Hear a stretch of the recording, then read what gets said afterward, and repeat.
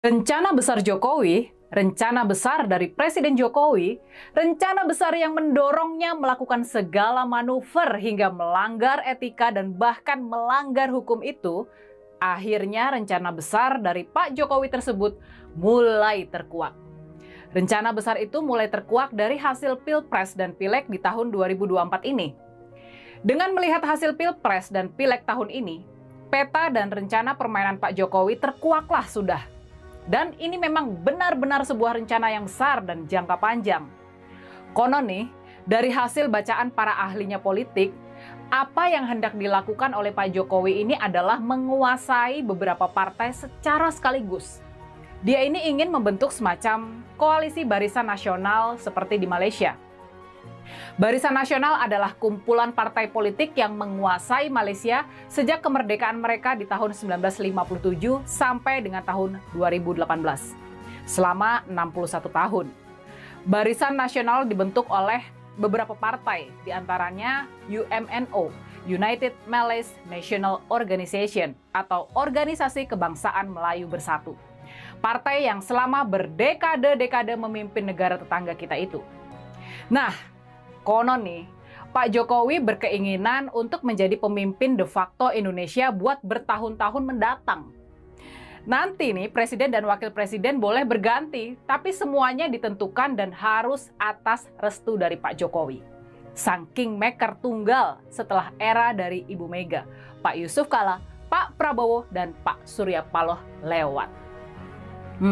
Jadi konon, ini menurut analisa yang mulai santer beredar ya.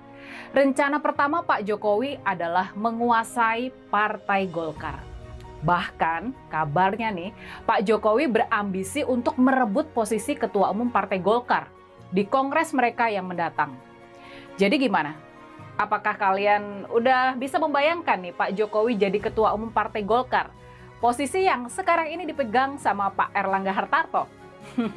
Indikasi kuat Pak Jokowi bakal mengambil alih Partai Golkar muncul dari kenaikan suara partai tersebut yang mengejutkan pada Pileg 2024 ini. Jauh melesat dari hasil-hasil survei terakhir yang memprediksi partai yang berkuasa di era Orde Baru tersebut bakal mentok hanya mendapatkan sekitar 10% suara saja. Dan pada kenyataannya, Golkar bisa mendapatkan 15% lebih suara, menjadi juara kedua di bawah PDI Perjuangan dan sanggup mengalahkan Partai Gerindra dari Pak Prabowo yang selama ini diprediksi oleh lembaga-lembaga survei bisa menjadi juara Pileg. Sepertinya, bau-baunya sih, sudah mengalir dana besar ke para caleg Partai Golkar buat mendongkrak perolehan suara dari partai tersebut. Dan sebaliknya, para caleg Partai Gerindra tidak mendapat sokongan amunisi yang memadai buat memenangkan Pileg.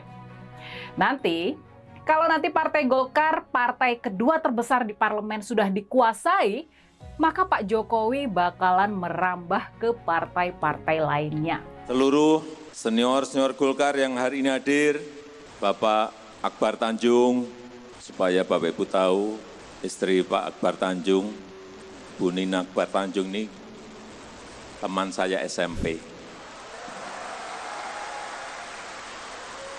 Yang saya hormati Bapak Abu Rizal Bakri, selamat malam. Saya lihat Pak Ical sekarang wajahnya cerah karena harga batu bara lebih dari $400. Yang saya hormati Pak Hatta, yang saya hormati Bapak Luhut Binsar Panjaitan, saya kaget malam hari ini Pak Luhut pakai jas kuning. Tolong berdiri Pak Luhut.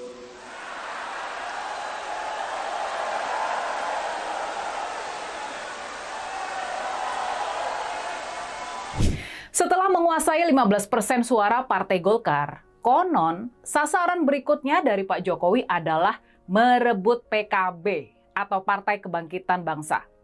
Pak Jokowi memang nggak bakalan maju menjadi ketua umum PKB.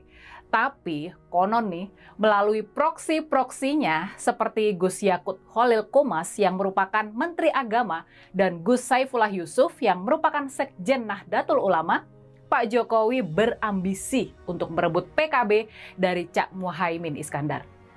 Kalau manuver ini berhasil, sekitar 11% suara PKB bakalan masuk ke kantong Pak Jokowi.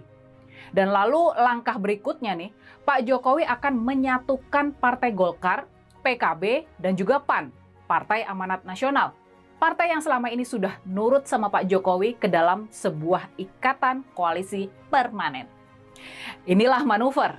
Inilah rencana besar yang terinspirasi dari pembentukan Barisan Nasional di Malaysia tadi. Dalam koalisi permanen Pak Jokowi, tampaknya Partai Golkar bakal berperan sebagai UMNO, pemimpin koalisi. Dan bisa ditebak, Pak Jokowi berambisi menjadi ketua dari koalisi Golkar, PKB, dan PAN ini. Setelah dibentuk, koalisi Pak Jokowi diperkirakan bakal menguasai sampai 33% suara di parlemen. Dia bakal jauh mengungguli PDI Perjuangan maupun Partai Gerindra. Bahkan, koalisi Jokowi ini diprediksi tetap unggul, walaupun PDI Perjuangan dan Partai Gerindra menggabungkan kekuatan. Dengan kekuatan suara sepertiga dari jumlah kursi di parlemen, koalisi Jokowi punya kedudukan dan daya tawar yang kuat terhadap siapapun yang menjadi presiden dan wakil presiden kelak. Dengan kekuatan suara sepertiga dari jumlah kursi di parlemen, Pak Jokowi sebagai ketua koalisi, dia juga punya kedudukan dan daya tawar yang kuat terhadap siapapun yang menjadi presiden dan wakil presiden kelak. Jadi gimana? Sekarang sudah paham akan apa yang jadi rencana besar Pak Jokowi selama ini?